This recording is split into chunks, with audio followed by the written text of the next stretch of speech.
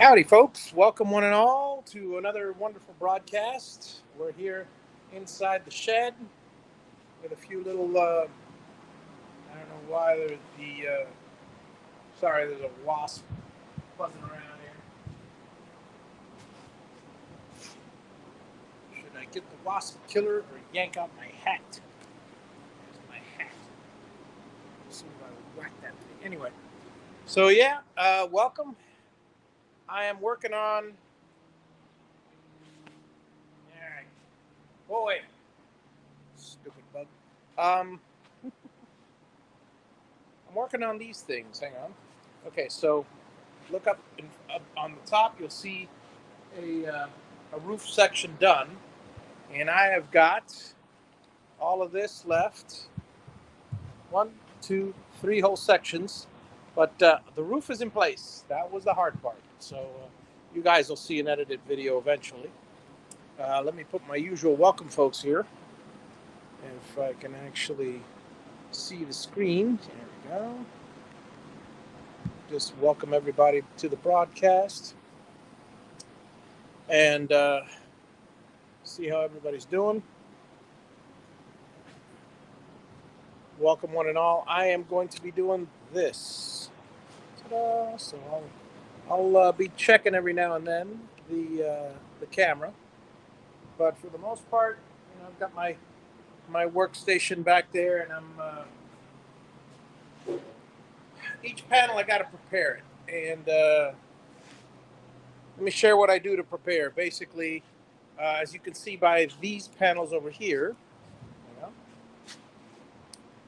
they've got tape on one side, they've got tape underneath on two, and they've got a bunch of holes drilled in them. So here's how it works. The next panel that goes up, there's tape on the top ridge. I'll show you in a second. I peel the tape off, place the other panel on top of it. I screw down the two edges on this side, on my side. Then I climb over the thing and align the opposite side with the tape on it and then I come back down before I screw it on and peel the tape off the two seams on the bottom. So there's a tape on the other panel. This panel goes on top of it, and there's two tapes on this panel which go on top of the roof panels. You'll see it soon. How's it going, Steve? Good to see you.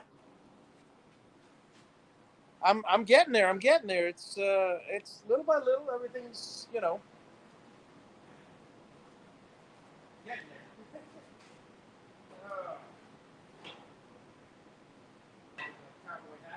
It's not sunny here.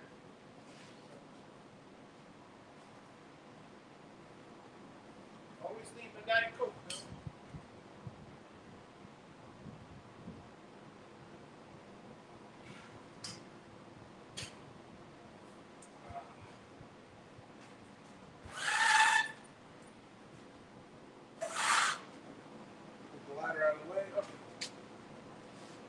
So here is tacky tape.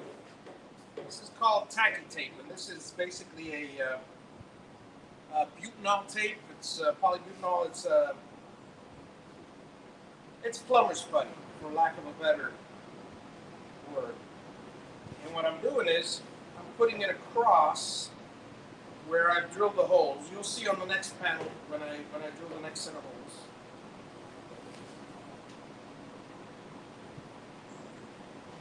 So this is what I'll be doing, so feel free to chat, and I will be happy to answer any questions you got. Progress of my steel building and my house. If you have any questions on those.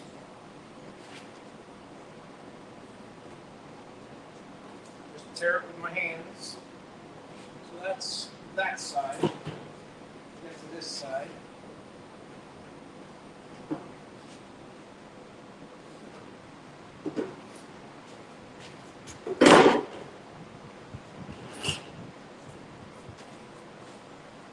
Now there's a piece that goes here from the prior one, so I make sure to overlap it just the right amount.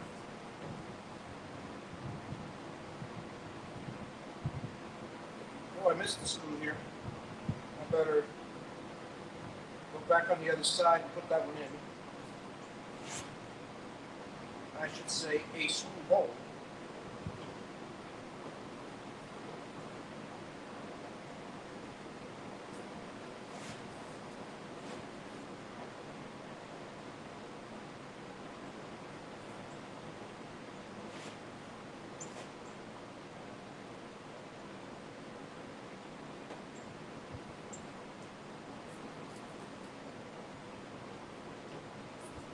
So the two tapes on this side are on.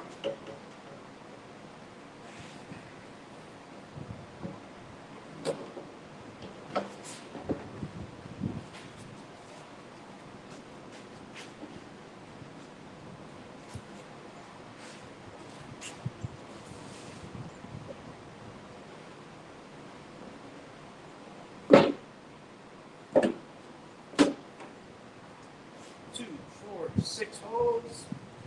2, 4, 6. Okay, I do have all my holes here. Sorry, I thought I didn't. And along the ridge, I should have 4 holes. This one is complete. So this one goes on. This edge goes that way. So it goes on like so.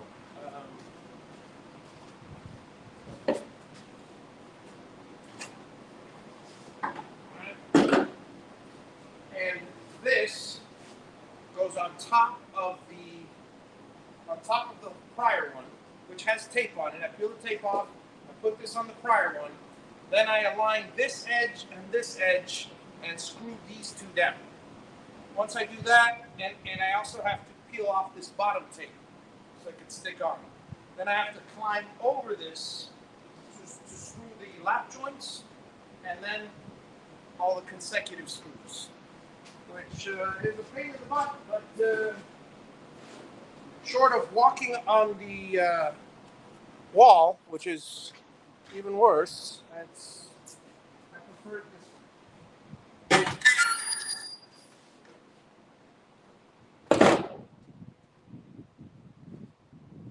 I can usually do about 7 a day, so I'm working on it.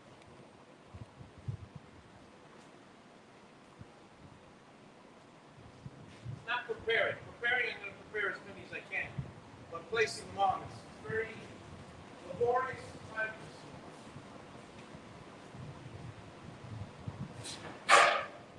And again, I've only done 7, so for all I know, I can do more. And we're all piled up outside. They got splashed on, so I want to make sure to take the dirt off them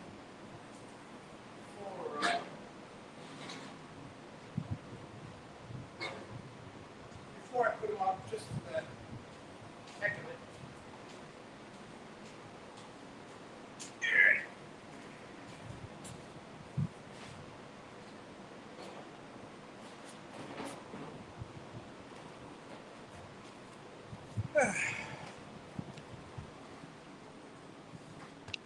Feel free to ask any questions while I'm doing this wonderful thing here. Good to see you, Dave.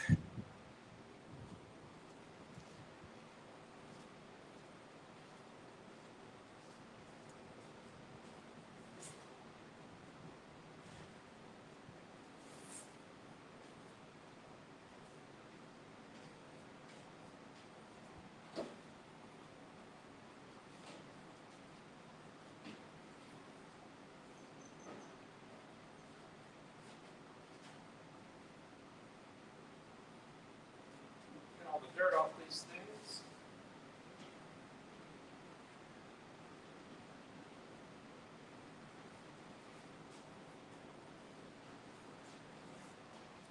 Not that the rain will wash off the dirt anyway, but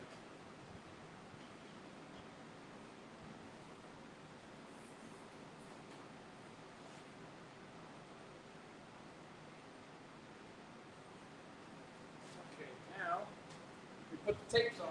Actually, not yet. First we drill the holes.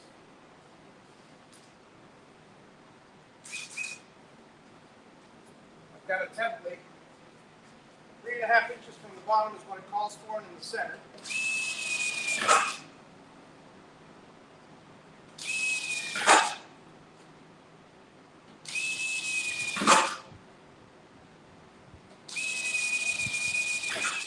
You can imagine how my wrist feels, carpal tunnel and all that. Putting these so far about 2,000 sub-tapping screws in.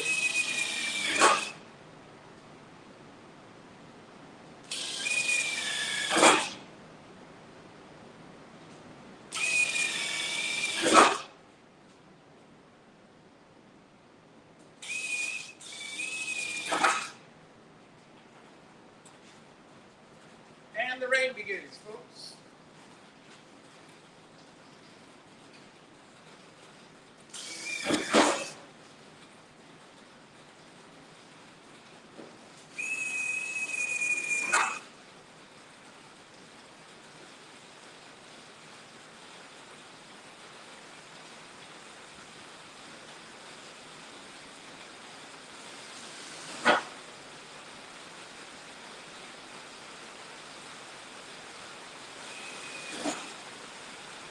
Make you feel like going to sleep yet?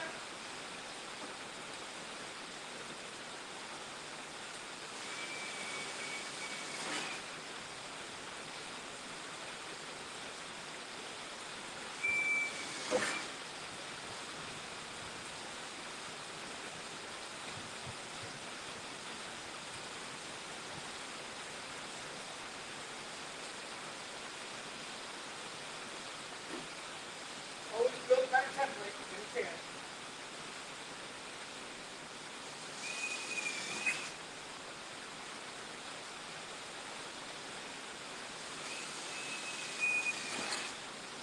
Alright. These 4 holes are the lap stitch screws, and these are to fasten down the top of the roof panels onto the girts, onto the top girt, along with this thing onto the roof panels. And that's why underneath here, okay, so where this one locks over the other one, we'll have a piece of weather, let's just call it plumber's putty, but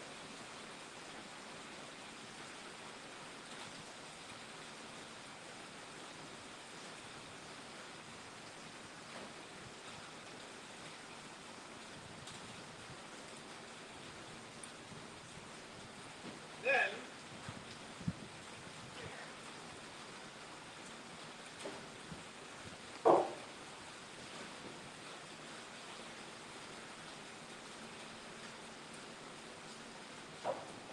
we dry this area here.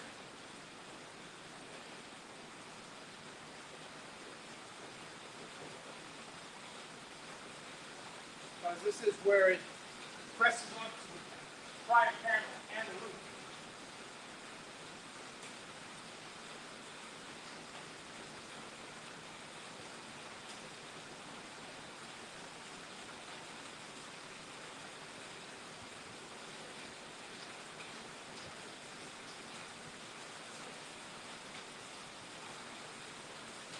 Love the sound of soft rain. It sure makes everything cooler.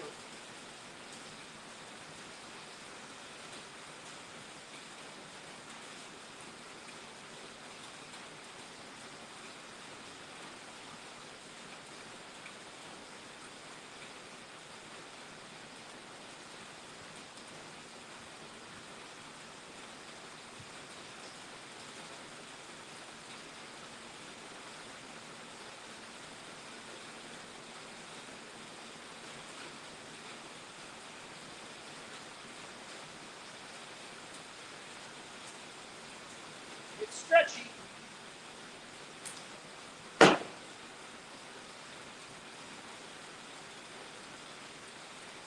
say that, but I need a little piece.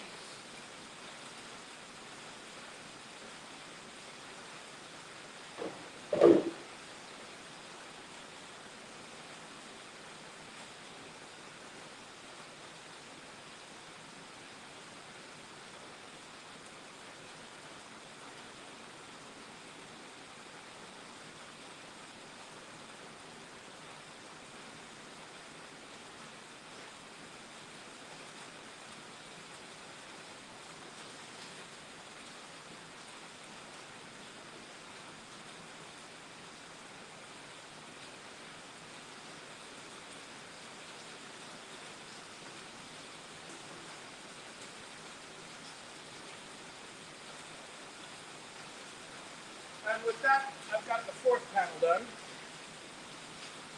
Everybody good out there? Yeah, you guys are all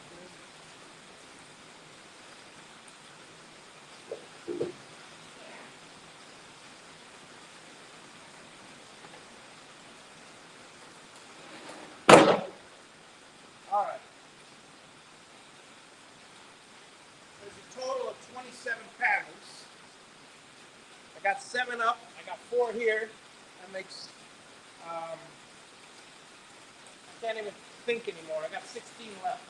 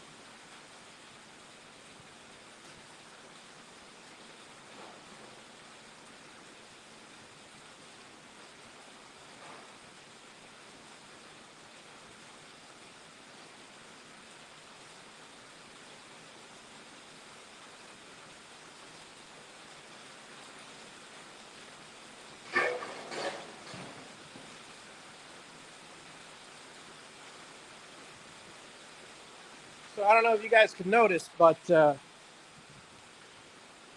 you look at the floor, just about here, you'll see the beginning of the streak. That's the water coming down from the roof.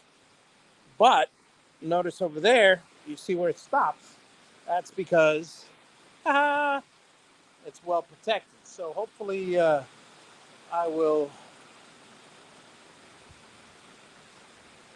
have all of it done soon. And the walls so they don't come in.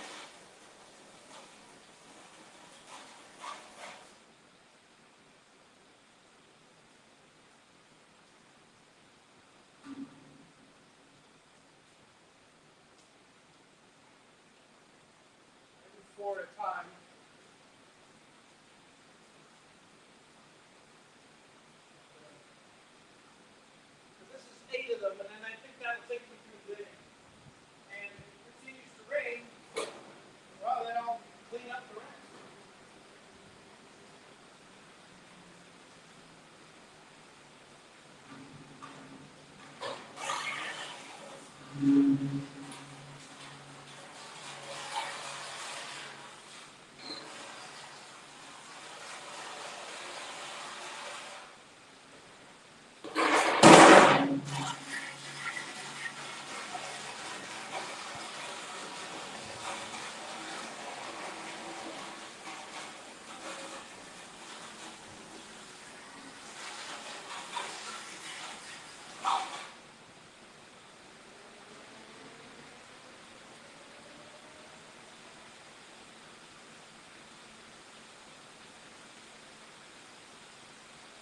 me give you guys a view from the other side here. See if you guys enjoy this view any better. Although it's a little bit more silhouetted.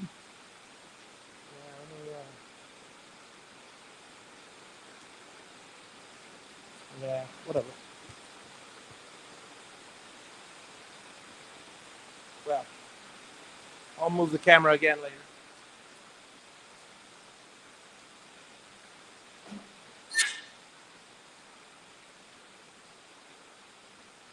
Ah, more dirt.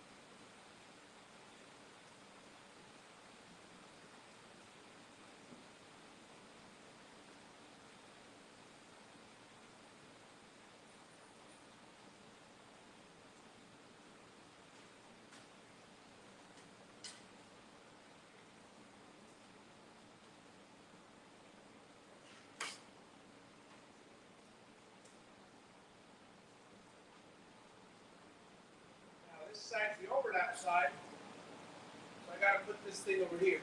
And I'll drill the holes in a second. I can get this one done already.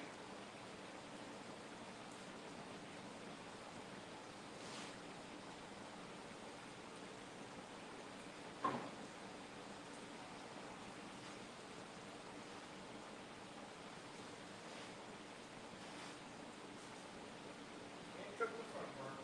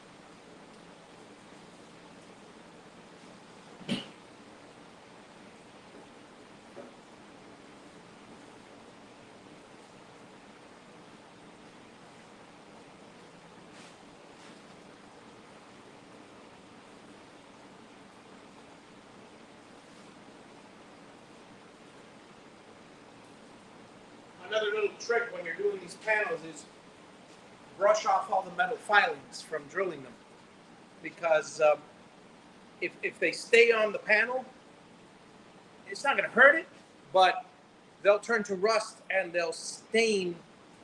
Just little tiny flecks of rust that you can't see from 50 feet away, but they're there. Ask me how I know. You know, it takes a little bit of scrubbing, a little bit of rust remover to get them off, but brush off the filings so they don't rust, disintegrate, and leave rust marks. And be careful with your fingers because they're sharp. So the last thing you want to do is get a metal splinter.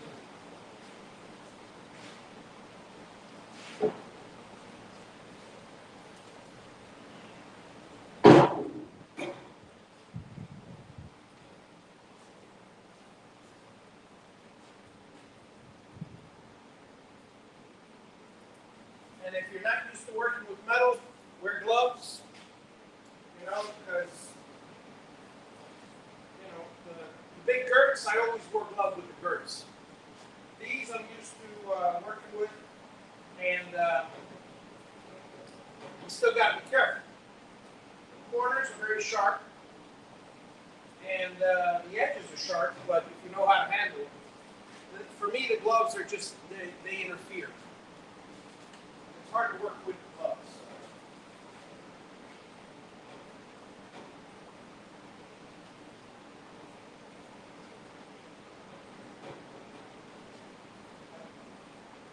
It is what it is.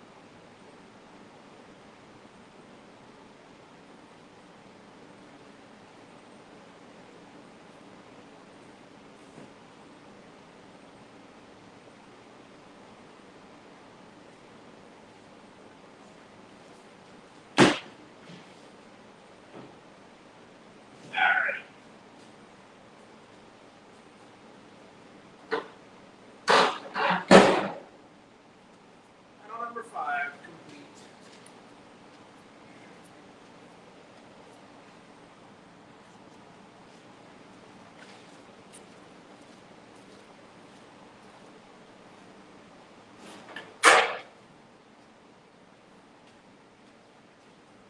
I may take a break to place one on in a little while. You won't see it because there's no place for the camera up there, but you'll see me up on the lift.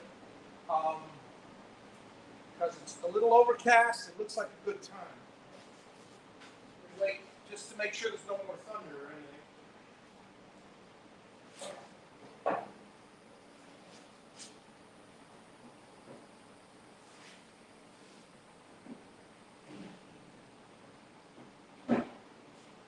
I'm not scared of lightning in a metal building, but when you're on top of a metal building, that's a different story.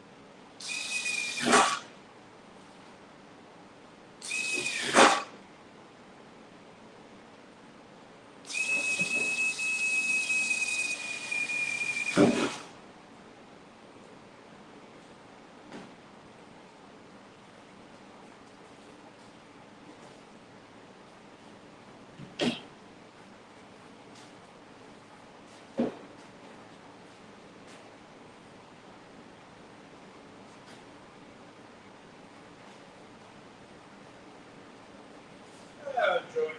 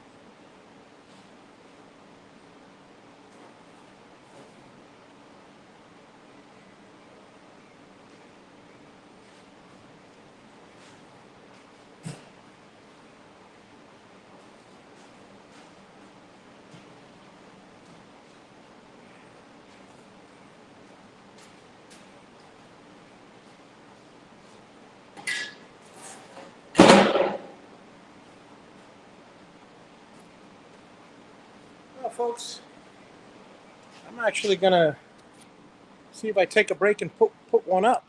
So let's try that, shall we? Let me turn off the fan real quick because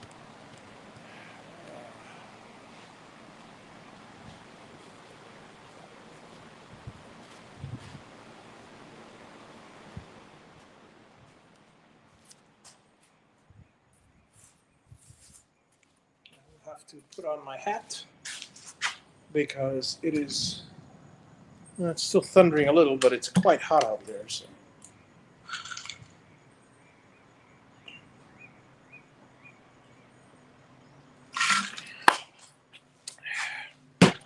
And I'll aim you guys toward the section I'm doing. Let me see if I can get a better shot. Yeah. I don't know what kind of a shot you'll get, but there's the roof. I'll be right back. Let's see, need the drill with the drill bit on it. Need my screws. Should have those in the thing. And I need my scratch.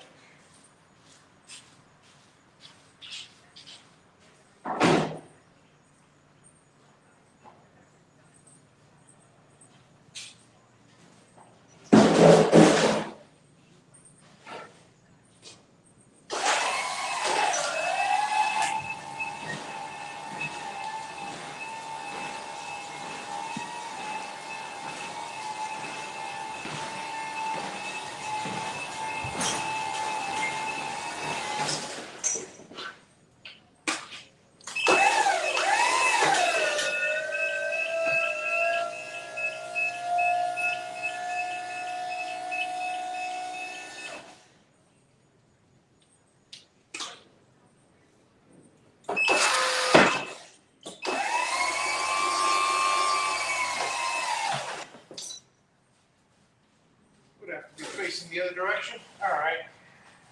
Do it the hard way.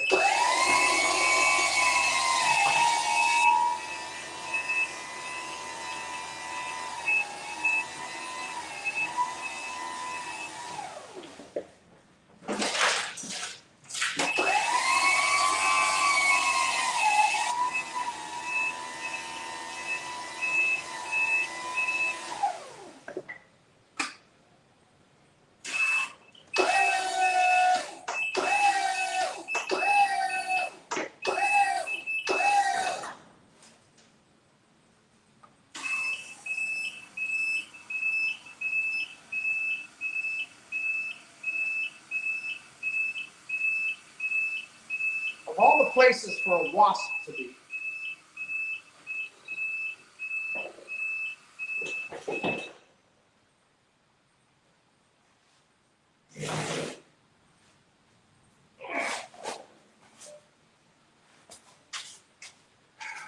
That's annoying. Of all the places for a wasp to be.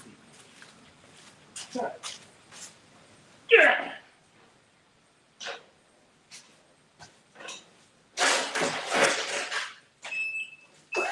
Not be there much longer.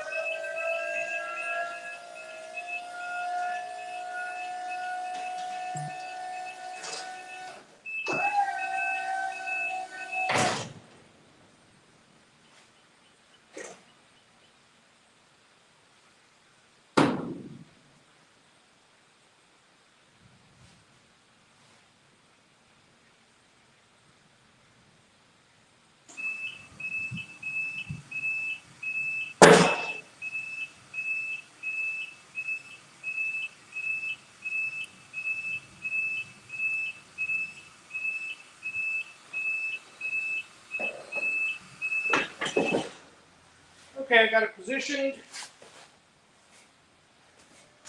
Just need to bring one of the panels up and I'm ready to roll, folks. Ready to roll.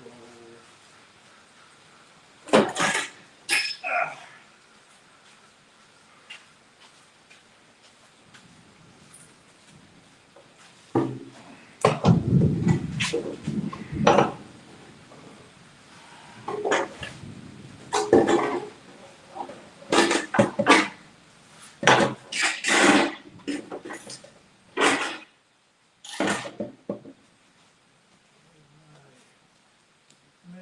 tape.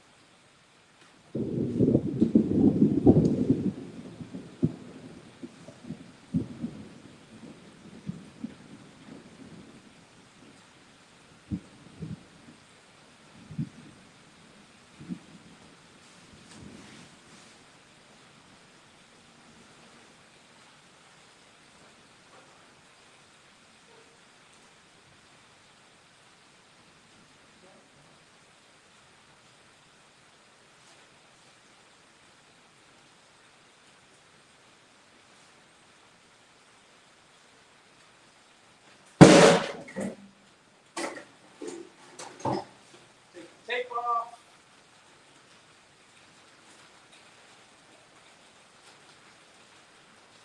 One, two, three,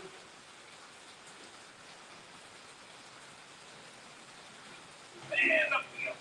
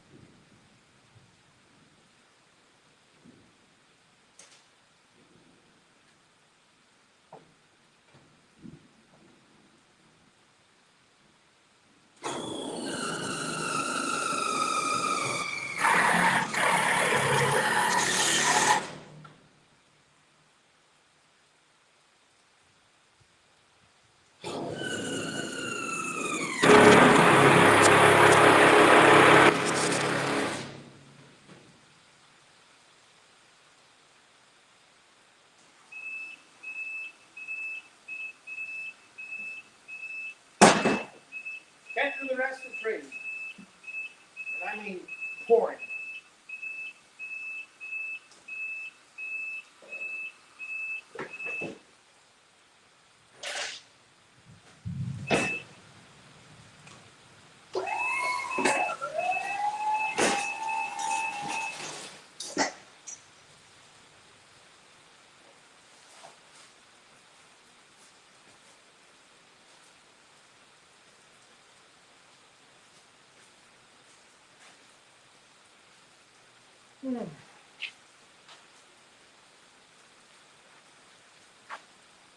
Shame too, because if it was just about putting one of them, then that'd be so. I mean, if it was just about putting 1/3 the screws, it'd be great. But unfortunately, I got to stand up there on the lift and put the rest on, and gotta wait for the rain to subside. In the meantime, let's continue with our wonderful thing here. Let's there. That gives you a nice view, nicer view. Anyway. I'm gonna get a Diet Coke. I'll be right back, folks.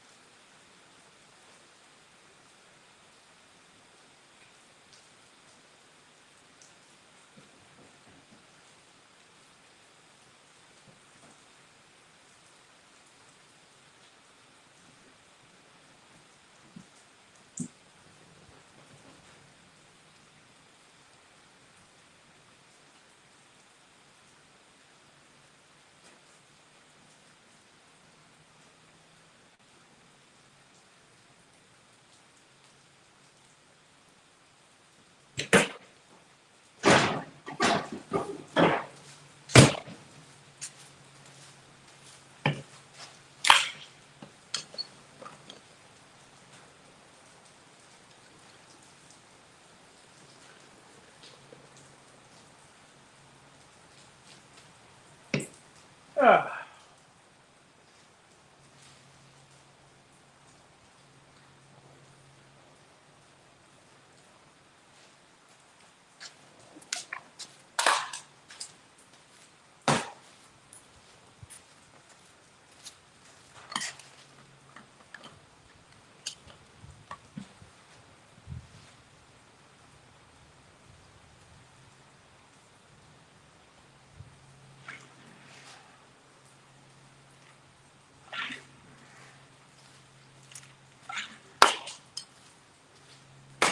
I'll tell you, folks, if I had one good cloudy day of weather with no rain, like I had yesterday, I could probably knock off half, if not all, of those panels.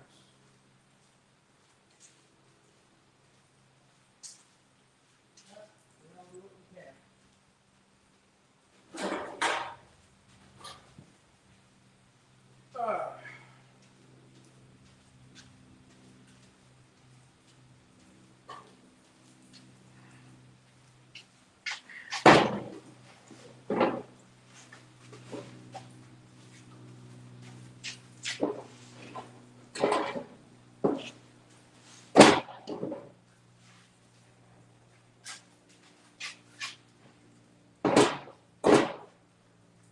Nice and flat.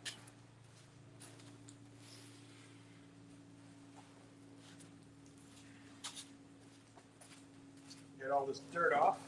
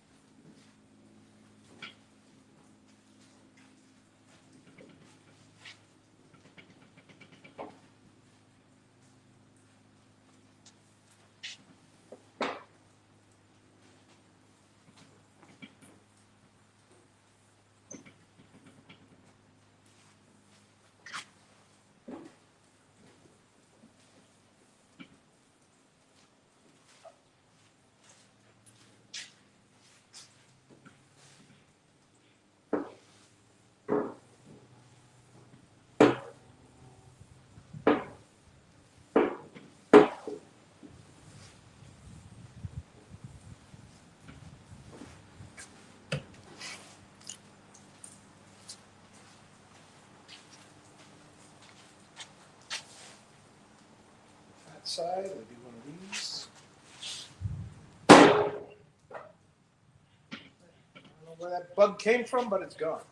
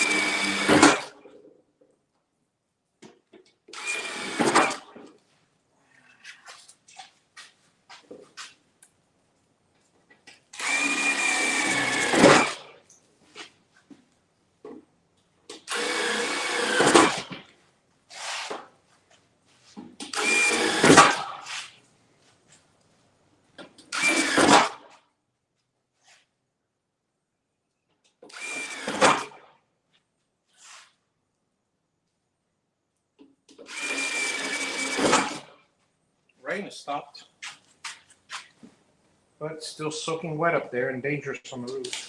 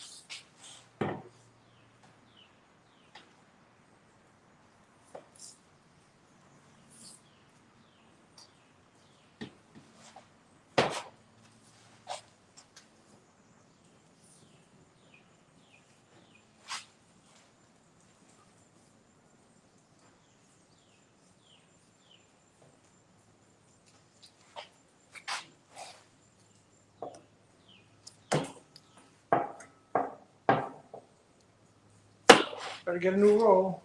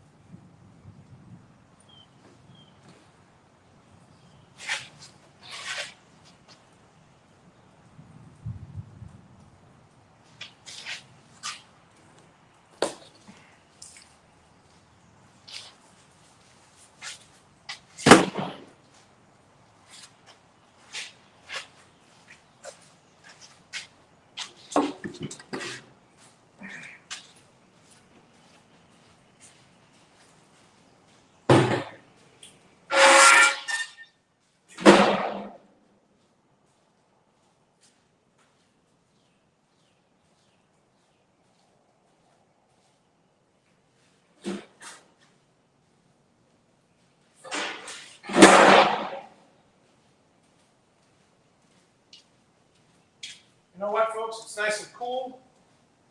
Let's see if I can finish that second one.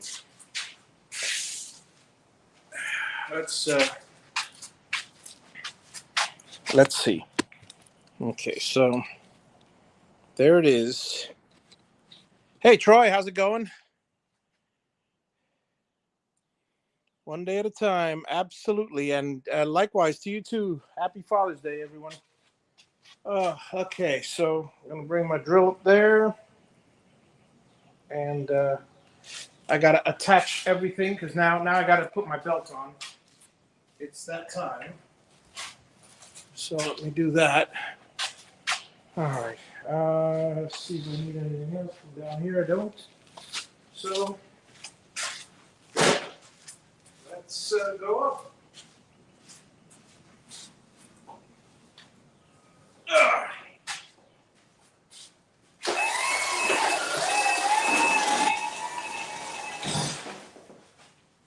Okay.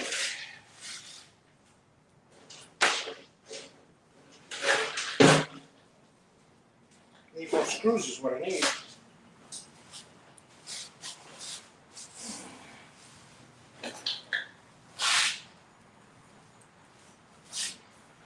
Oh, okay.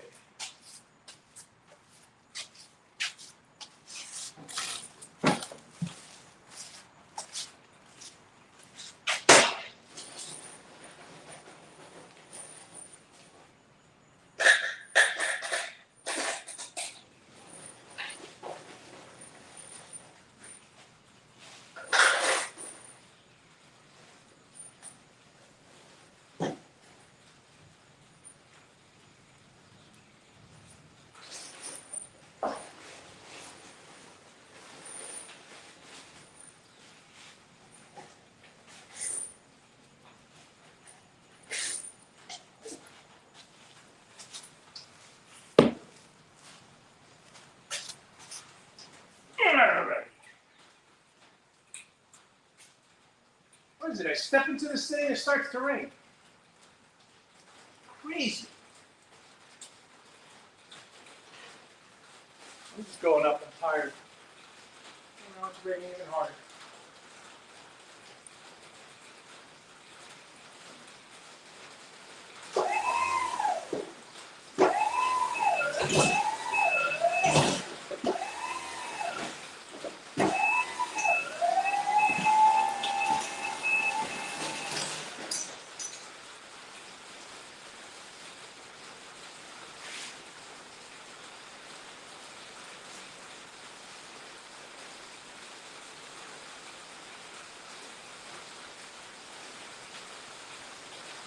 Gotta love this Florida weather. I'm trying to connect that last one and starts to rain, starts to rain. Okay, let's do another one of these.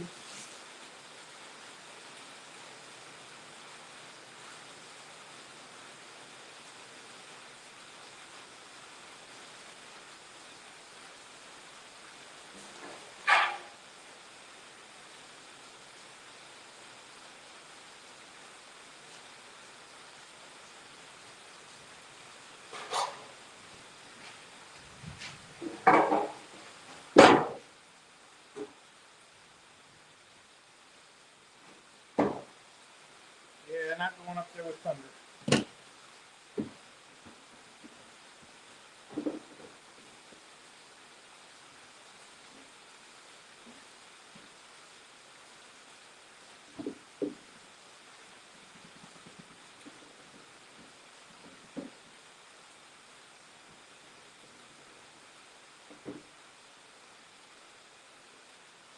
Drill.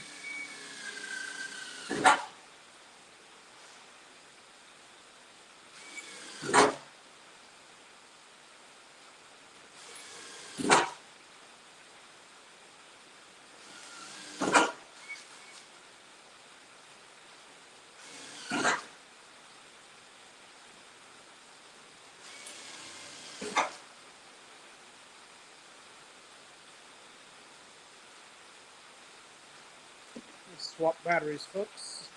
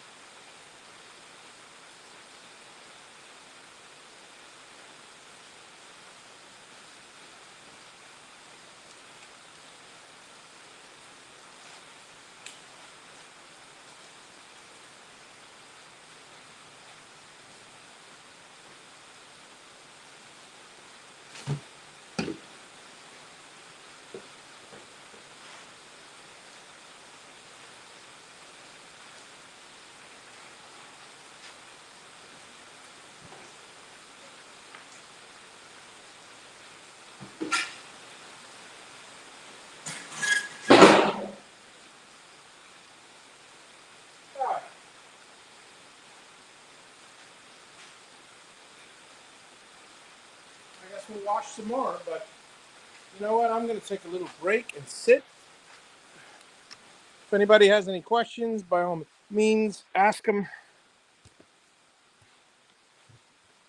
I'll give you guys a nice view of the roof there. Nice view of the warehouse, or the garage. Let me get another Diet Coke.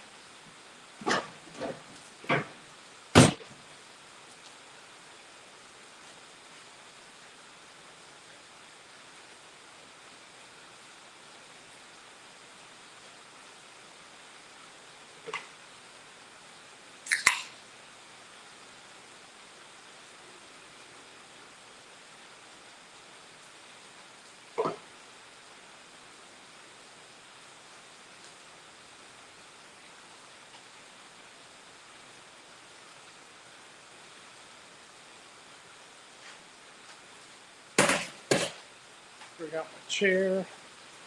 Why does it say low power mode? I have it plugged into a battery. We'll find out in a second.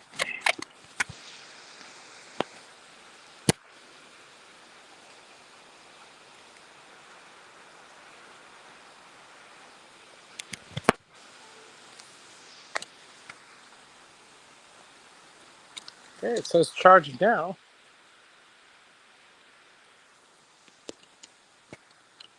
Well, we'll find out if it continues to charge or not. But in the meantime, got my chair, got my Diet Coke.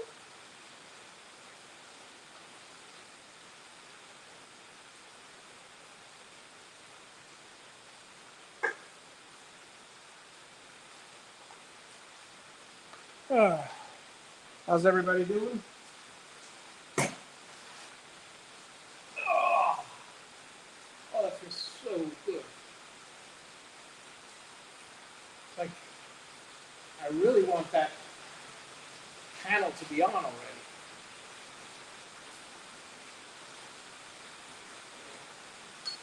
I'll get there.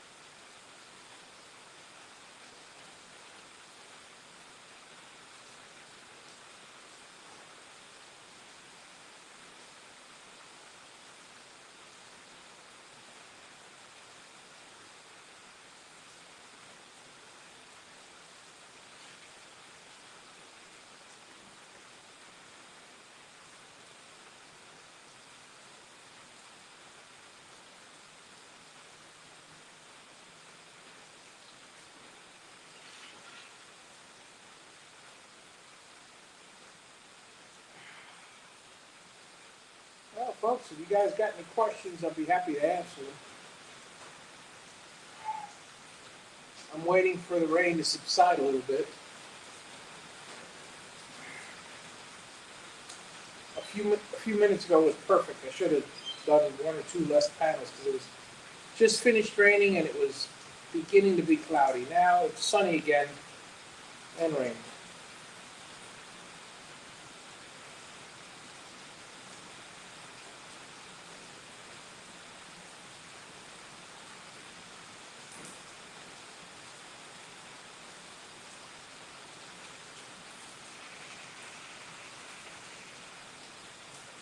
I want to see how many of these I can get done.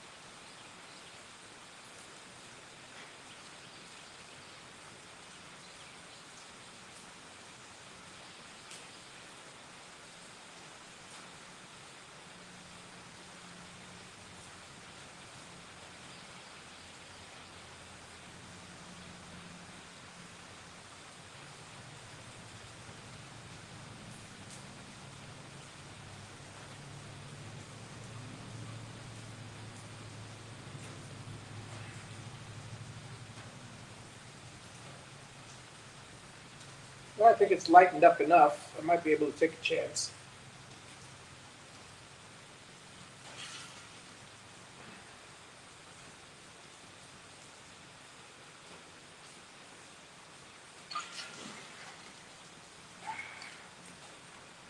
See what I can do, folks. I'll see what I can do.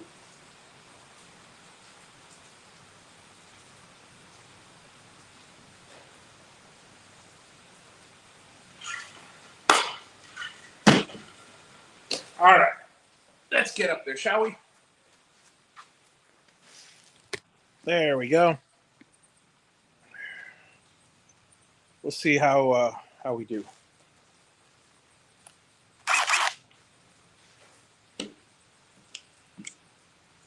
All right.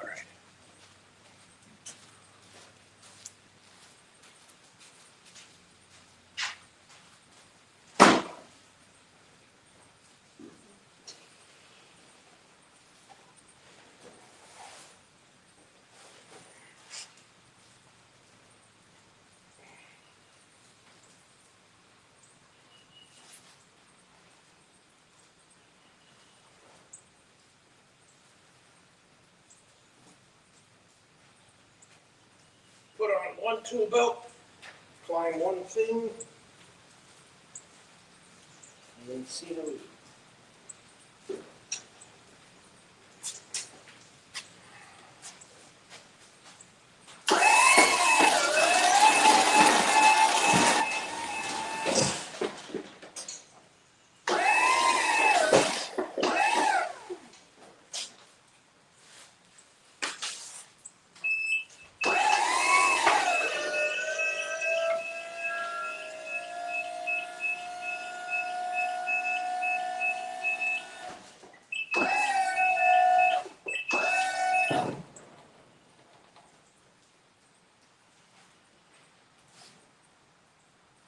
Got my sunglasses. Well, don't worry about there.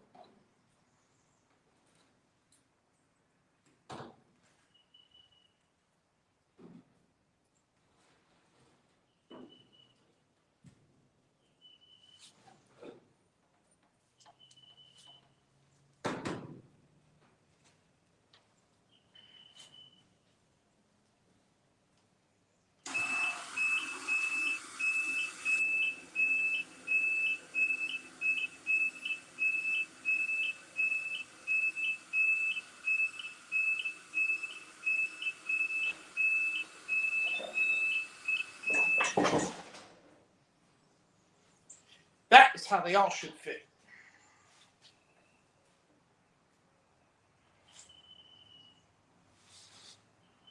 All right.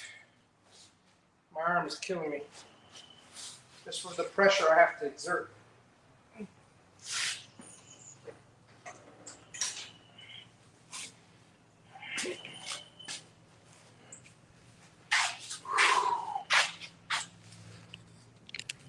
Well, folks, got another one done. That's 8. Let's work on the next one in a second. I'm just it's too hot and I'm exhausted. So I'm just gonna take a break. What's the fan and the whole shebang. Ah.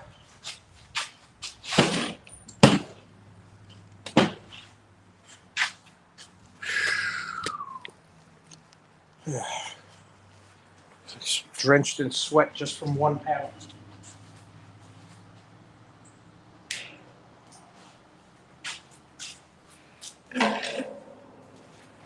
Ah.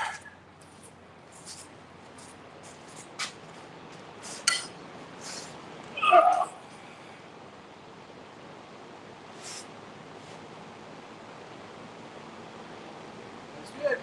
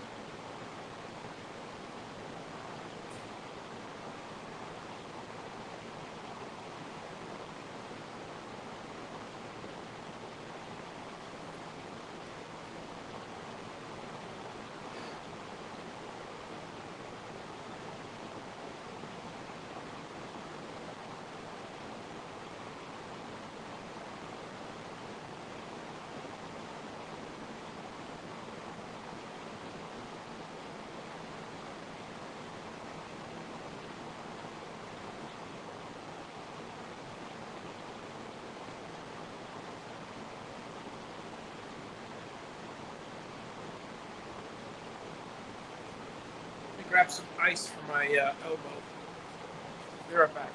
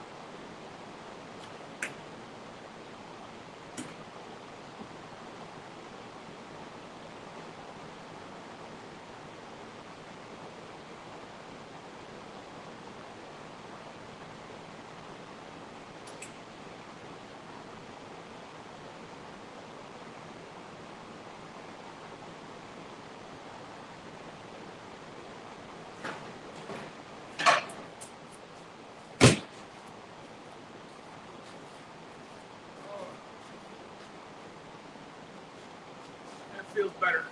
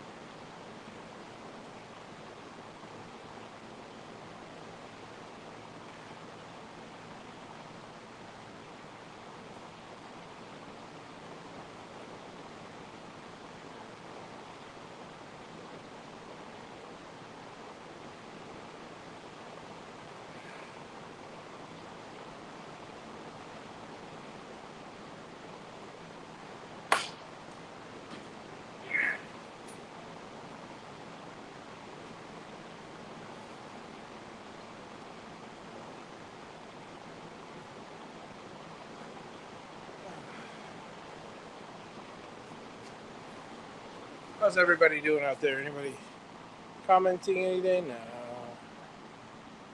Everybody watching, nobody commenting. 15 people watching, nobody says anything. Goodness gracious. I guess you're all relaxing after a nice, lazy Father's Day. I know I should be.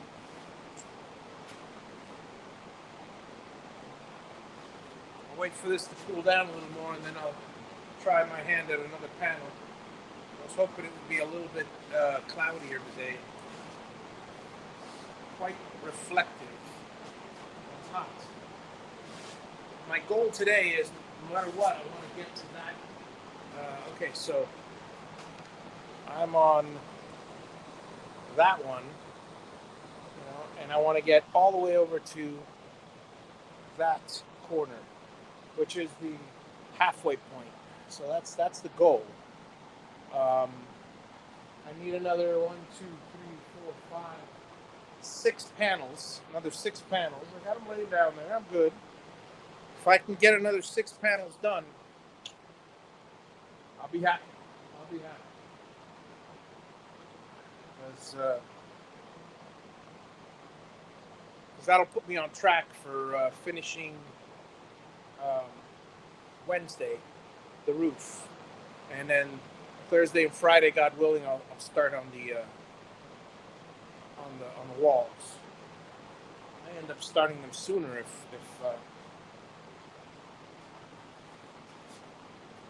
but I want to finish the roof so it's nice and dry.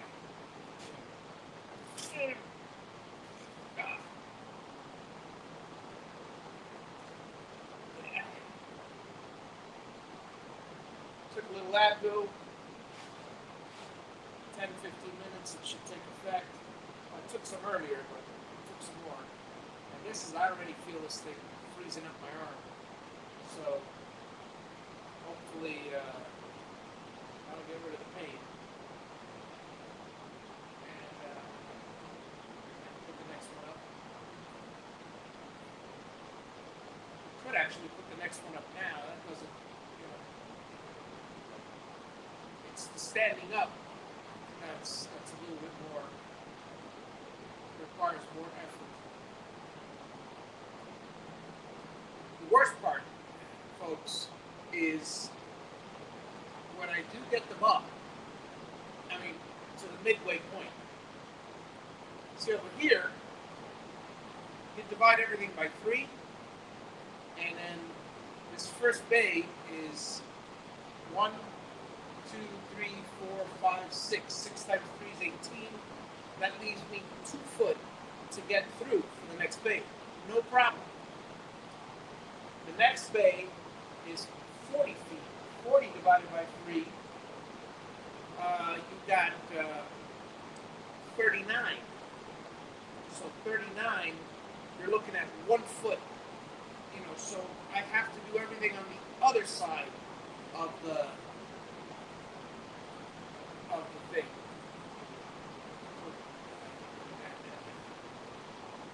In other words, instead of stretching 3 feet, I have to stretch 4.5 feet.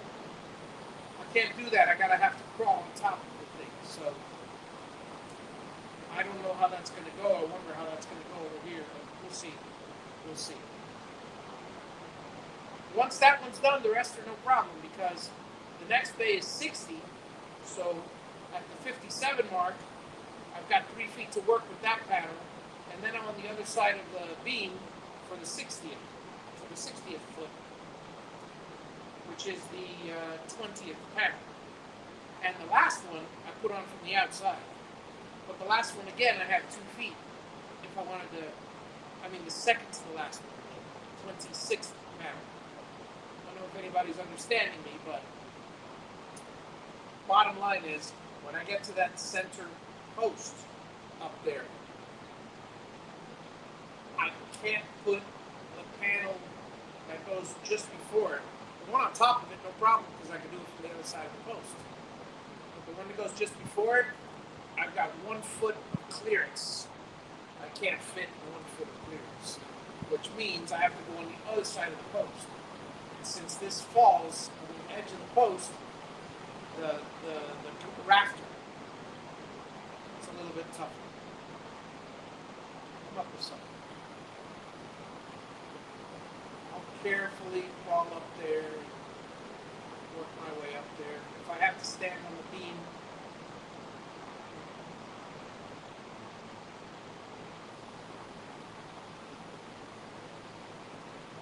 I don't know.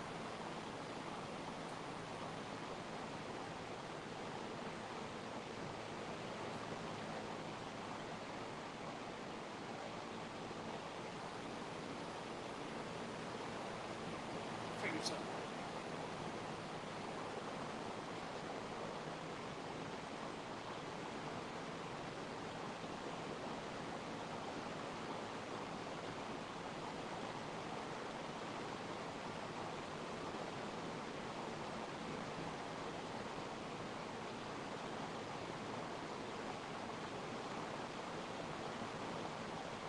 Stupid little hornets trying to make its way into the nest there.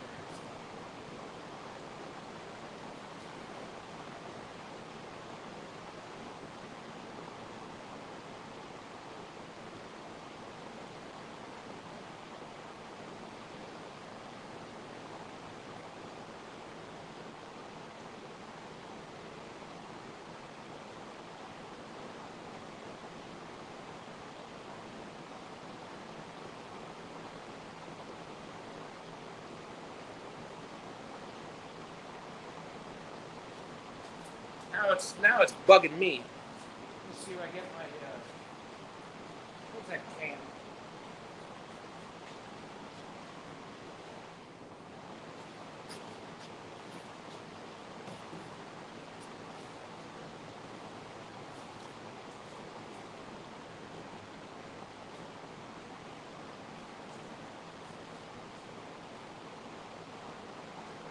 Oh yeah, I think I put it up here. There it is. Go ahead. Go ahead, rest. Go ahead, rest.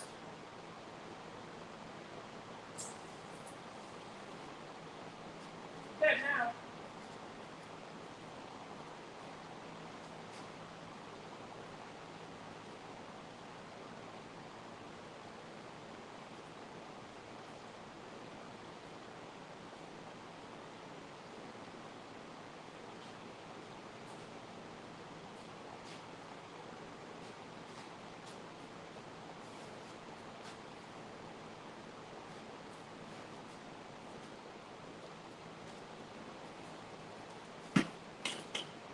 Looks like I'm going to be buying stock in the wasp sprays. Because this time of year, they find every little crack and crevice. It didn't bother me when he was on the skylift. It bothered me when he started buzzing over here.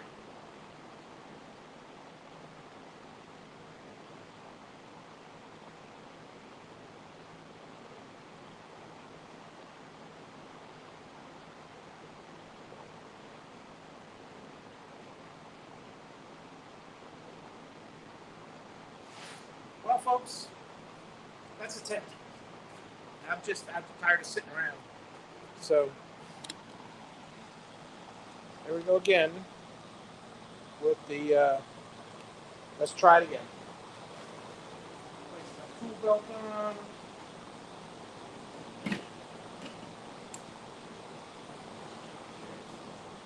Got my tool belt.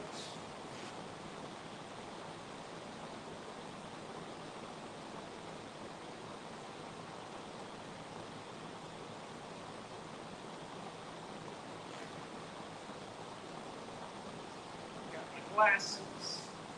Got my hat. Get my pen.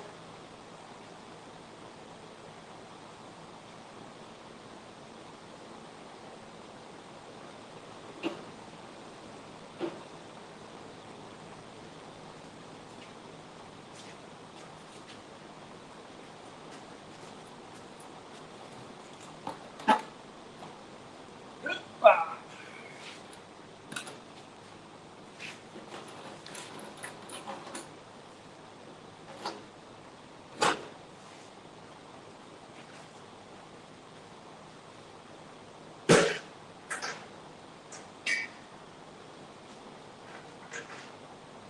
Get rid of all the garbage I can trip over.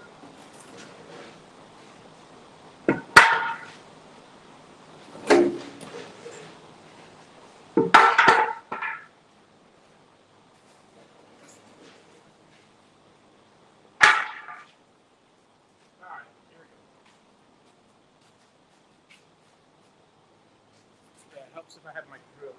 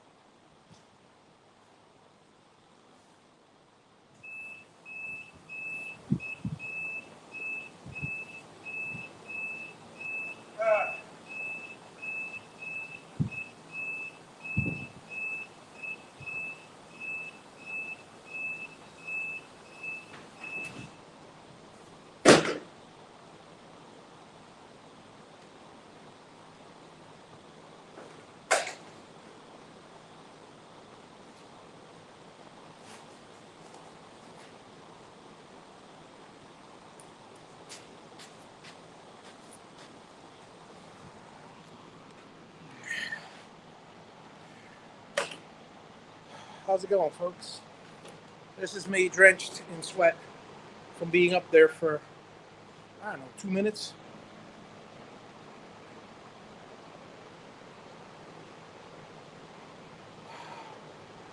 Weather. It's all about the weather. But I got another one up. I can get them up so fast if it was cool.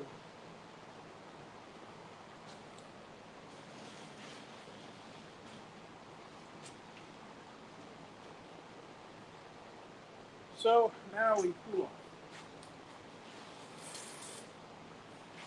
And you guys get to enjoy the wonderful thing again.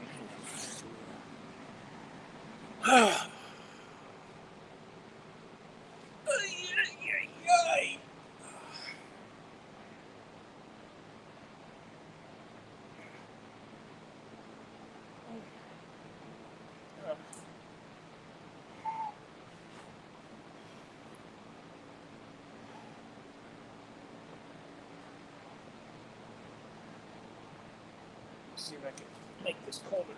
This wrap is not doing it for me. Oh, my arm! It's killing me.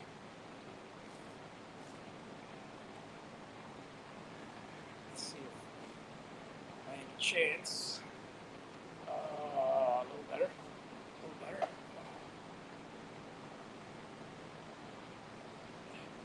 Put the ice pack on directly, and that helps.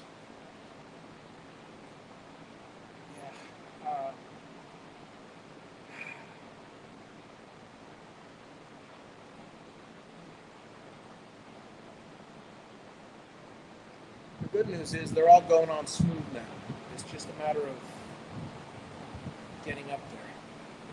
I'm worried about that one on the end. I'll worry about it after, but I don't know how I can reach over and get to it because that's an extra 1.5 feet that I need to reach, and I don't have it. What I might do is let's just leave it alone. Just put one side and climb up on the roof later. Put as many as I can put, and then maybe. I don't know. I don't even know if that'll work. Whatever.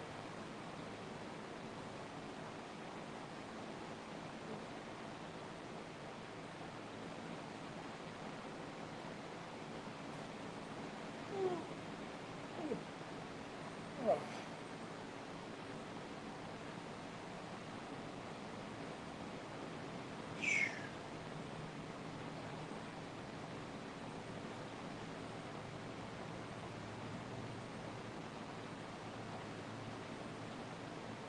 So how's everybody doing out there? Huh? Everybody good? I'm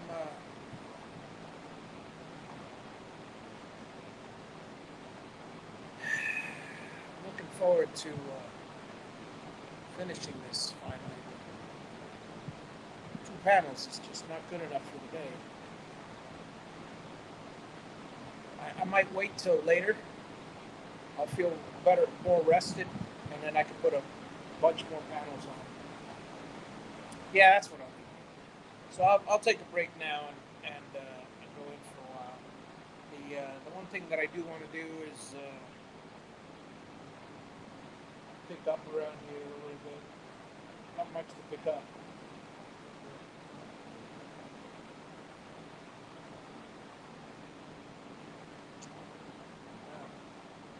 It is what it is.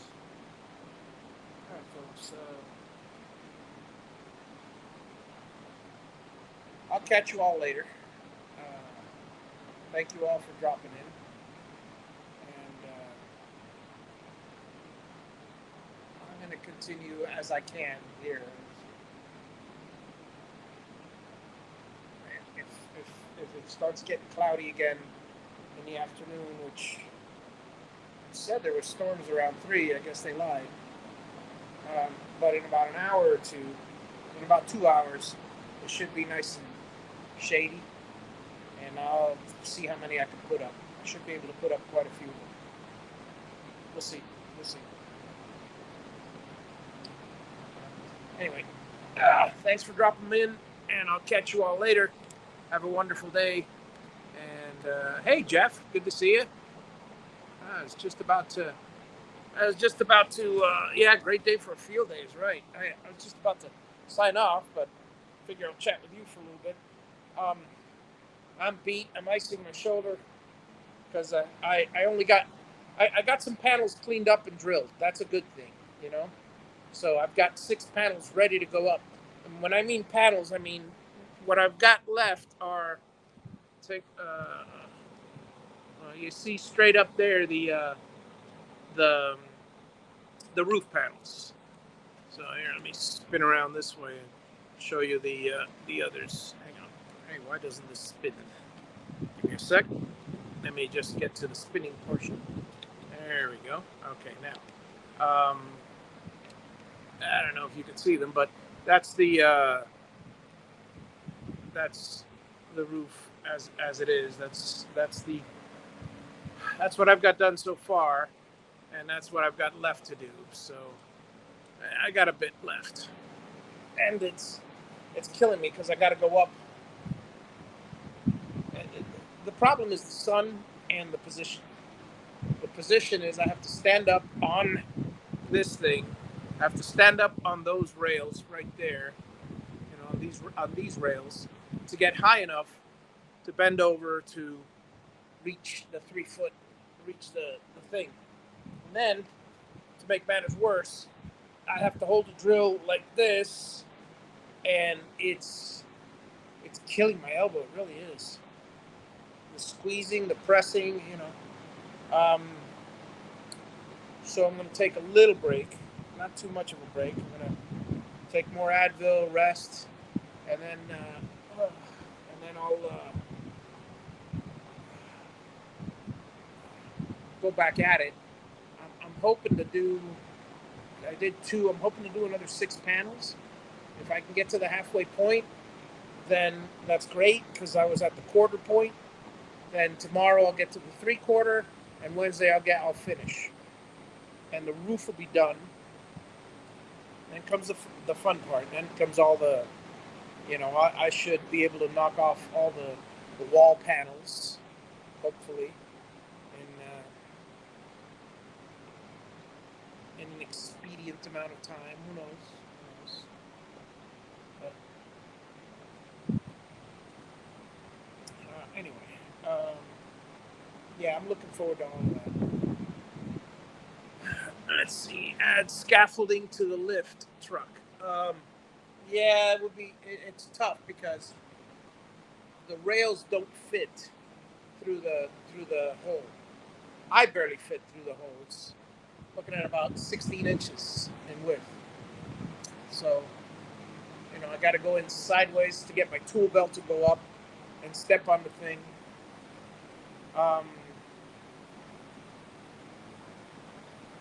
And I don't want to place any scaffolding on top of the roof because I don't want to dent it or anything like that. I'm sure I probably can secure stuff, but I don't want to go crazy. Worst case scenario, if there's a section I'll do it slowly, and if there's a section I can't do, then I gotta. You know why I'm worried? The reason why I'm worried is because, I was taking my time. I was trying to heal because I figured let somebody else do the block. See, there's the block. It's still exactly where it's been for the last month and a half, where I left it on the 4th row, and there are 13 rows. Now, granted, there's a lot of holes now because of the windows, so it's halfway done. Problem is, it's the easy half. The hard half is higher. I got 2 estimates. One guy said that my corners he can't work with those corners. He's got to cut the block exactly on the corners, and then we pour. And another guy says, no, the corners are perfect because that's how we do it in Mexico. Well, that's how we do it in Miami. So That's how they do it all around the world. They leave the corners and then they form them. Well, the guy that said that the corners are perfect said my walls were all crooked. The guy that said my walls, well, my corners were messed up, said the walls were perfect. You know, bottom line is, and I've had contractors come and take a look at it. He says the contractors here said it's all par for the course. The walls look perfectly fine. They're nice and plumb, and there's nothing that a little bit of stucco can't. I mean, it's all in the stucco at the end, you know. So that being said, the guys wanted to charge me $7,000 or $8,000 for to finish the work. I don't have $7,000 or $8,000 to finish the work. I know they can get it done quick, but they quoted me $3,000 for the original job. Then they come here and they say $7,000. You know, I'll wait until I find somebody who needs work, and I'll get it done a lot cheaper, or I'll end up doing it myself, which is probably what I'll end up doing. Here's my worry. My worry is I got to call and find out, but the trusses arrive on August 2nd, August 2. If that's the case, I don't want the trusses sitting around for too long, because I gotta raise the block, pour the stuff, and then raise the trusses. And there's another problem. I don't have anybody to raise the trusses because the roofers will not raise trusses or do sheathing around here. All they want to do is just roofs, just new roofs, full roofs. So I haven't found anybody yet. I'll look. But I got a couple of guys I can call to see if they can do me favors and stuff. But anyway, that's that. So there's my dilemma. Nobody to do the, I was counting on somebody to finish the block, and now I'm behind because I got to do it all myself. Well, I'm ahead on the building, but that doesn't help me with the house. I will be so relieved when the roof is on, because everything else I can deal with. Why? Because I can do it all myself. I can even do that stuff myself. But the problem is, it's the time. As you see how long it's taken me to build the building. I've done it all myself. I've put the columns up. With the help of Andrew and Jason and my cousin and my brother. They were. I would have still done it myself, but they accelerated the process by probably a week. But the rest of the time, my brother and I together put up 8 panels. My cousin and I together put up 6 panels. 8, 6 is 14. The other 40 I put up by myself. And actually, so really I've put up 47 panels, and the other 14, because, the other 7, I should say, were put up by my cousin and my brother, if you want to say the whole panel. Well, the Gertz, Andrew and Jason were an incredible amount of help. I put up half of them, they put up the other half. Let's see. Trying to find an electrician to replace your panel. You've been quoted $12,000. It is a crazy price, but it's not so crazy when you think about those guys are licensed and all that. And if that includes permits, then it's $8,000 is a normal price. $12,000 is a little nuts. little nuts. You know, I'm lucky I'm doing all this stuff myself. I mean, I got quoted 22,000 to build this. You know, and 22,000 additional. So yeah, it's a lot of work, but I saved $22,000 on this. On that, I'm saving. I'm saving 8,000 on the plumbing. I'm saving 10,000 on the. I've already saved in excess of $40,000 or $50,000 by doing to date this stuff myself. Yeah, it's taking a toll. Now, what are really going to rake in the money is when I start doing the electrical, the plumbing, the HVAC, the drywall, the painting. You know, I mean, I am a painter, but if I were to charge for a 3,500 square foot house, I'm looking at probably for a quality job, both inside and out, 14,000. 14,000. That's cheap, and that's cheap because we're talking the paint alone is somewhere in the neighborhood of $5,000. So to charge 9,000, yeah, that's actually cheap. It's closer to 20 because you figure this is not just repainting a house. This is ceilings. This is primer, 2 coats of primer, 2 coats of paint on the ceilings, on the walls, 3,500 square foot house, and on the exterior with masonry and no, that's easily a $25,000 job in labor alone. Electrician, probably around here for the whole entire job, will probably be close to that $12,000 figure. Maybe more. Not including materials. Not including materials. That's just the 12,000 that I'm saving in labor. I could knock the whole thing out for under 6, including materials. 8 on the high side. HVAC, I already got it all quoted. I'm looking at 7,000 total, including the ductwork and the ACs. Any place will charge me 20, 25. There are 2 units and all the interior ductwork and all the plumbing. Plumbing, oh, don't get me started on plumbers. I've basically done all the rough plumbing. A plumber would have charged me probably $2,000 just for the rough plumbing.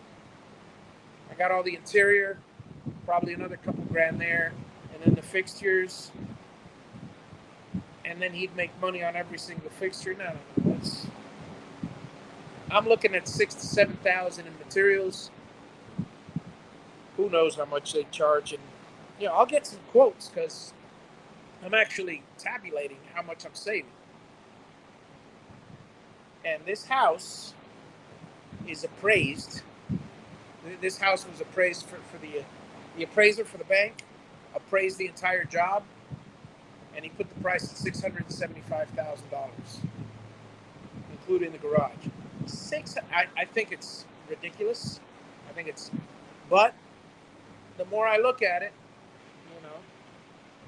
it will cost me more if I would have had a contractor build it. But that's normal. If I had a contractor build this house, I mean, we're probably looking at $700,000-800,000 to have it completely built, soup to nuts. Now, I don't know. It's. I've spent 80 to date. Okay, 80,000. I've got an entire garage. I've got that. It's a lot of money,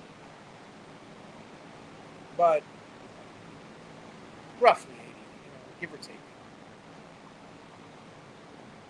I figure in the end, to date, it would have been somewhere in the 150,000 so far. I'm just throwing numbers at random here. I've got all the numbers at home. But you're right. 12,000 seems a bit high just to change the main panel. That's just for me. I did that myself at home. Twice actually. When I first moved into the house, into my old house, the house I'm currently living in Miami. When I first moved into that house, it was with fuses. It has fuses all over the screw-in fuses. And I said, forget this. I swapped it out for a 125 amp breaker pack. I had cables there for 150, but I switched it out for 125. Well, guess what happened? That 125 amp panel, probably after, I don't know, it lasted about 10, 12 years. The main breaker blew. The main breaker was defective, I should say. It overheated. And I wasn't pulling a lot of it. The main breaker, the disconnect on the panel. It was an obsolete panel. I think it was a Murray. It was a Murray. They don't make that breaker anymore. And I wasn't about to, and then I read up on it and said, it doesn't matter because number one, they didn't make that breaker anymore. It was very specialized. Number two, replacing the breaker, from what I read online, was pointless because in another 5 years it'll go again. That's another reason why they got rid of that. 3, I did find the breaker, and it was excuse me, it was twice the cost of an entire square D panel. I'm not stupid. I go, you know what? Swap out the panel. And I did just that once again. I bought a new panel. It was like 150 bucks, something like that. 150, 190. It came with the 150 amp breaker, which the cables were, I think it was 250 kc mil. It had enough. The cables were fine for the amount of amperage. I think it was they're rated at 200, and I was fine with 150. So I swapped it out. I got to thank my cousin. My cousin Julio. He came in. Came from Spain. And he got his license for a journeyman, and then later I think he's a full master electrician now. If not, he's still working as a journeyman. But regardless, I got to thank him because I swapped it all out, and I have all the experience necessary and all that. But I asked him to come take a look at it, and he completely neatened it all up. He put wire ties. Now, I'm not sure about the wire ties. I got to check the code on that. I got to ask the inspector because certain areas allow it, certain areas don't. And because, the wire ties, you're bundling up wires. Granted, it's in a fuse panel where all the wires are going, but you're bundling them up. He put 90-degree bends. He bundled all the wires nice, super neat. Man, you look at that thing, it's a beautiful, beautiful artistic expression. So I'm very proud of his work. And I really don't care about, it was so far above it may not have been code, but I was grandfathered in. That other fuse panel was just so far behind code, so I haven't had any issues at all. It's worked out very well. This house clearly, I'm putting in some, top of the line surge protection that works. I don't want anything to go wrong. with my family, with the safety, with the electric. I want a nice clean signal, so considering putting in line conditioners, but really I don't think it's necessary. Because wherever I do need them, I can put them in. Surge protection, I definitely want to put. I'm going to do some major reading on lightning protection, because the problem is certain things. I was reading this in some of the studies. Certain designs are meant for lightning protection, but the bulk of the National Electrical Code is strictly for it includes some lightning protection rules in there, but it is for safety, for fire protection, and for life protection. It's not specifically always for lightning, because sometimes they conflict. Sometimes what can save you from a lightning strike, damage to your, will not help you. Uh, I don't know. I gotta look again. I gotta look all this up, because it's been a while. And I gotta refresh my memory on some of these things. I mean, I know the code backward and forward as far as for protection for arc fault, ground fault, and the proper opacities, and et cetera, et cetera. The lightning stuff, I know that, it's a myth that metal attracts lightning. That's not the case. That's not the way it works. Lightning is attracted by the potential difference between the ground and, well, the sky. And the charged particles in the let's say a storm, lightning, and a storm and the ground. So if there is a bunch of negative ions in the clouds, and the Earth is neutral, there's a difference in potential. So lightning, as always, travels up. It's going to come from the ground and equalize both. If there's a major difference. Now, here's the thing. Here's something interesting. How lightning rods work. When you have a lightning rod that comes to a point, okay? This is kind of funny, kind of amazing, but okay. You have a lightning rod that comes to a point. Your first thought is, okay, the Earth is neutral. So light and let's say the clouds. We'll call it the clouds for now. The clouds are negative. The Earth is neutral. So what's it going to do? It's going to go straight from here. It's going to discharge a whole bunch of positive ions as a lightning bolt and dissipate the potential energy. Not exactly.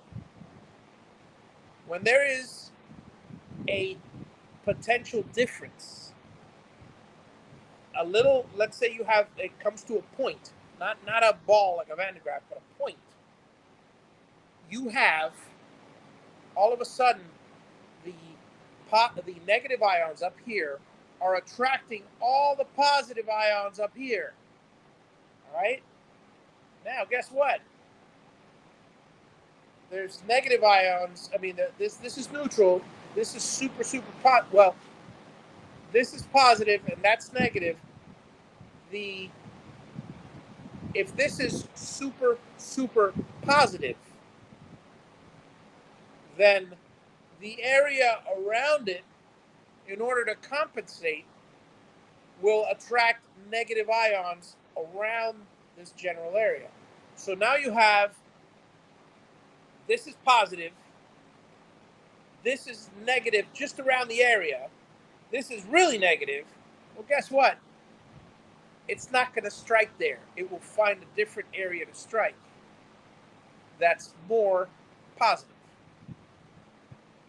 That is how lightning, that is partially how a lightning rod or a lightning system works. That's why you see some of the lightning systems have all these little tiny, like it looks like a metal feather duster, you know, all these little tiny wires. Why?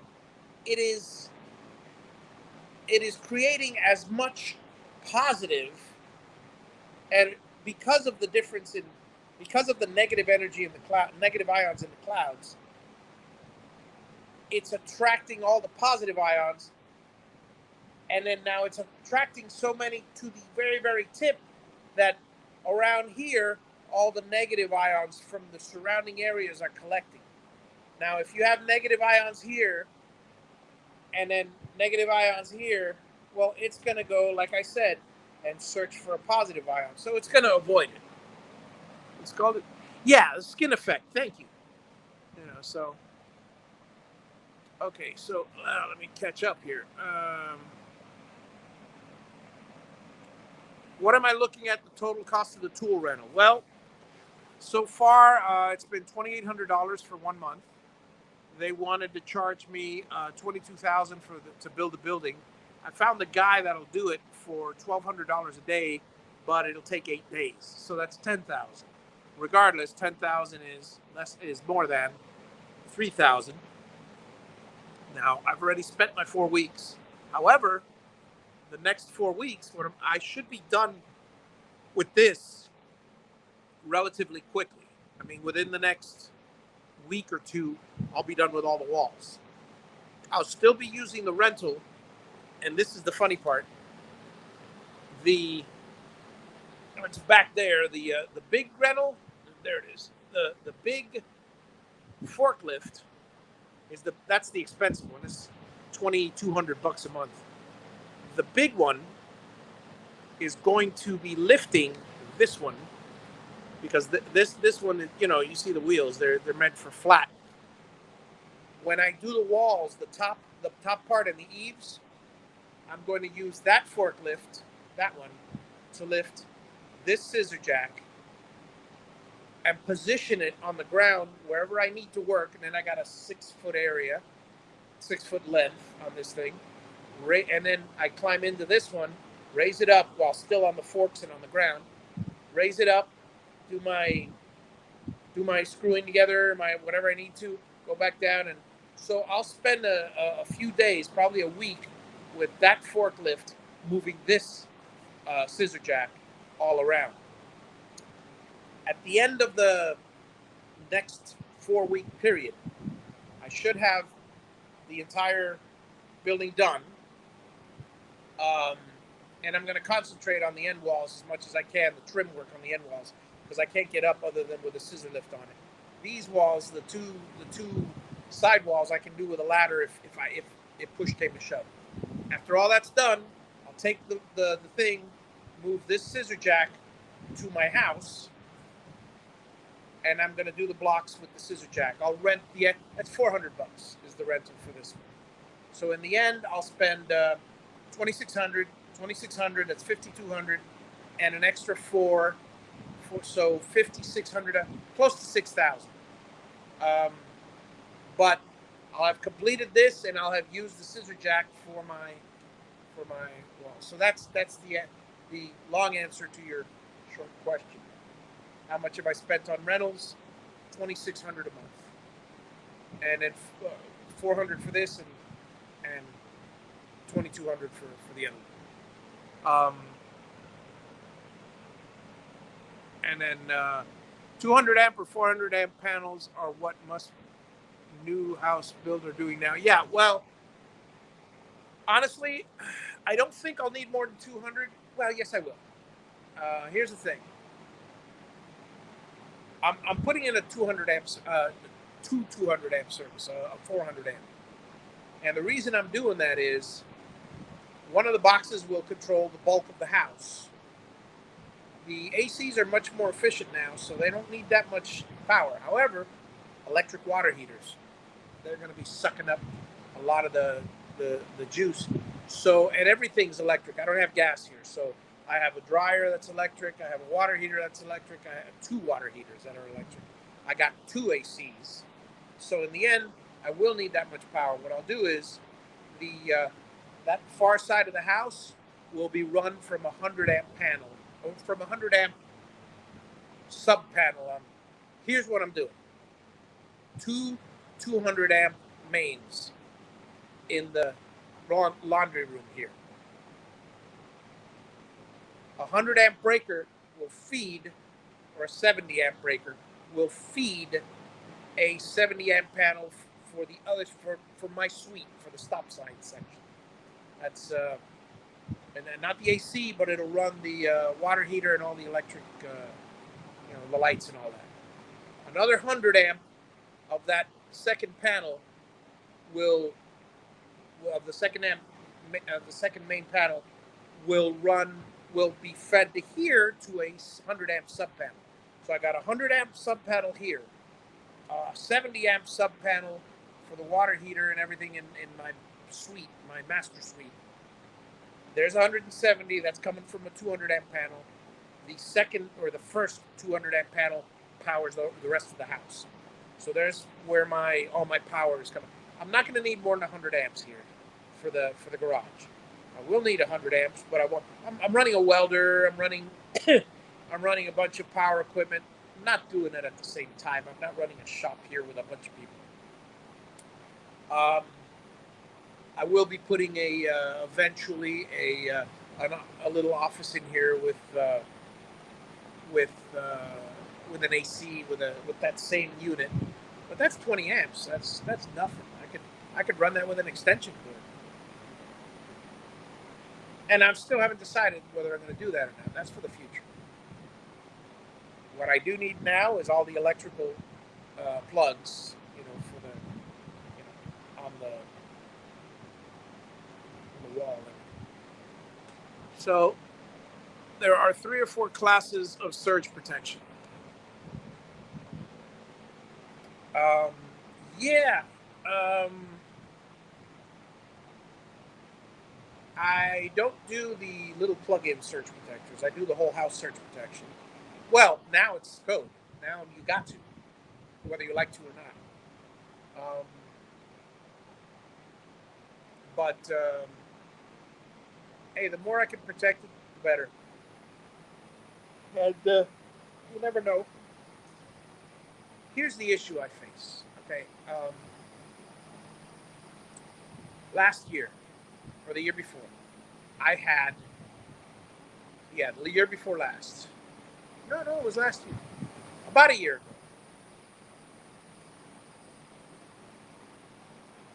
Yeah, it was 2020. 2020, I had a container here. It was a bad lightning storm. I don't know if it came in I had the Ethernet wires buried underground for the cameras.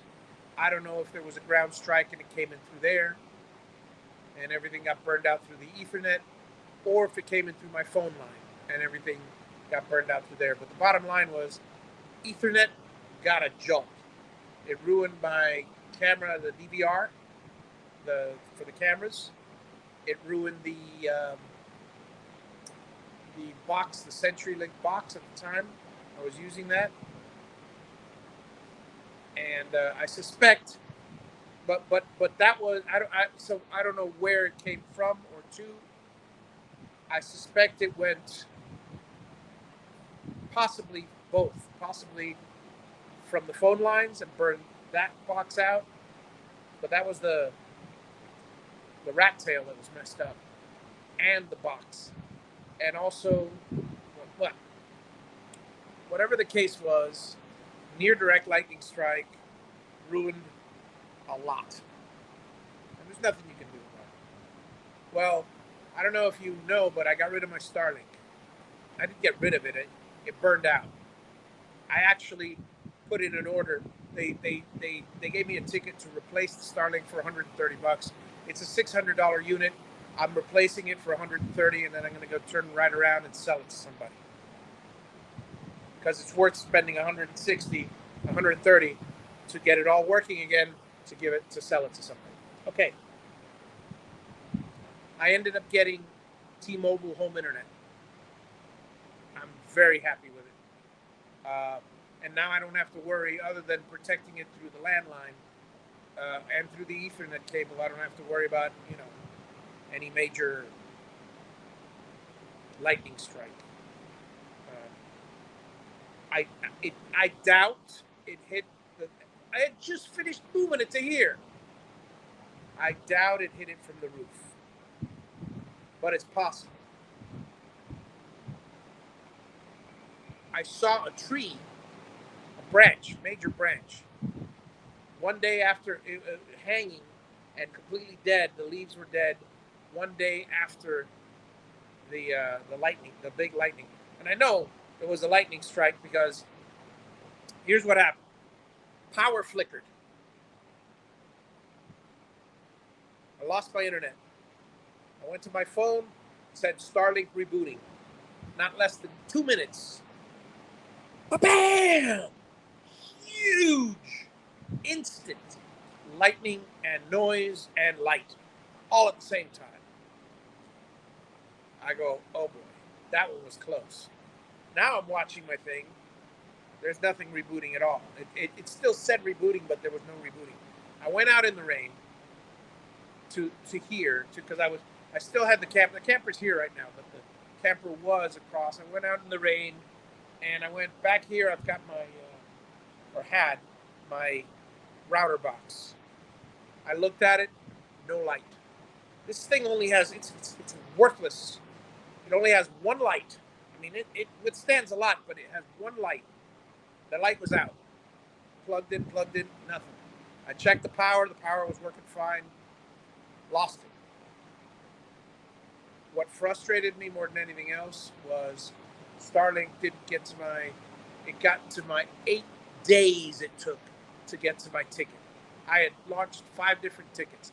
8 days it took them. Horrible customer service. So after 8 days, by then I'd already purchased the T-Mobile. I gave them 2 days. 2 days. And that was, if they would have answered within 2 days and say, hey, for 130, I probably would have. I am so glad I got that T-Mobile. $50 a month. I didn't have to put anything down for the equipment. Have a nice day. And if it burns out, I'll go over there, swap it out. I'm done. So I'm very happy with it. I get speeds comparable to Starlink. Starlink, I was getting anywhere between 60 and 120 on any given day. Same thing with T-Mobile. 60 and 120. I don't care if I only get 20 or 25. I don't need more than that for me. And then when my whole family's here, at home, AT&T, I had a 25 megabit plan. I don't need a gigabit. I don't need more than that. I do not need, or is it megabit? My mind is going. Anyway, regardless, megabit. So I don't need more than 25 megabit speeds. So bottom line is I'm waiting for the unit to come in. As soon as it comes in, I don't think I'm even going to take it out of the box. I'm just going to pack it up and sell it because I know you can sell it and transfer it to somebody. Anyway, that's that. All right. That's that story. But yeah, definitely want to check out all the different levels of surge protection because I know they got some heavy duty surge protection and stuff, but you know what? There's a level where surge protection is utterly useless because you got those little crappy ones that are 500 joules, 2800 joules, for lightning, for true surge protection, you got to have somewhere in the neighborhood of 4,000 or 5,000 joules. maybe 3,000, bare minimum. After that, you get into the heavy duty stuff, 10,000 joules and for a whole home protection. That's fine. Anything over that, you're looking at a near direct strike. Unless you don't really need anything more unless you expect lightning to hit the transformer on your block. Anything other than that, the only thing that's going to get you is a direct lightning strike or a near direct lightning strike, where the EM pulse is frying all your equipment. Well, okay. Now, that being said, that's where lightning protection comes into place. And again, it's not so much the protection; it's when the area around is, when you've got the skin effect, then let the lightning hit something else nearby, not you. That would be a good thing. In my case, it'll be the trees. I'm not worried about that. I'm not going to be out under a tree during a lightning storm. That's the stupidest thing you can do.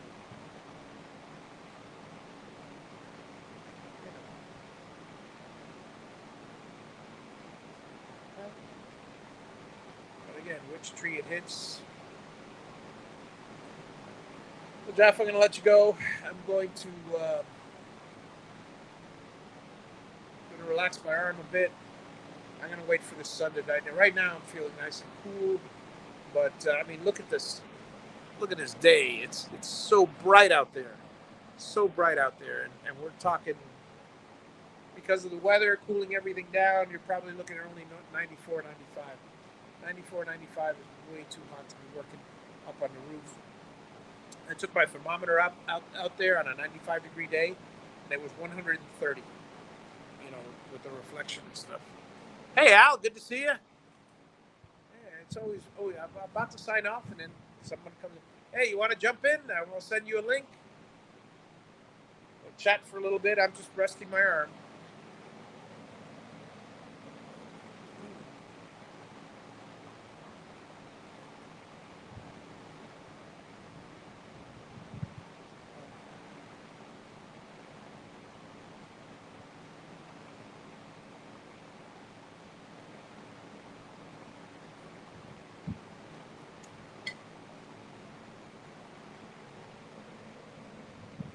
You're working, yeah.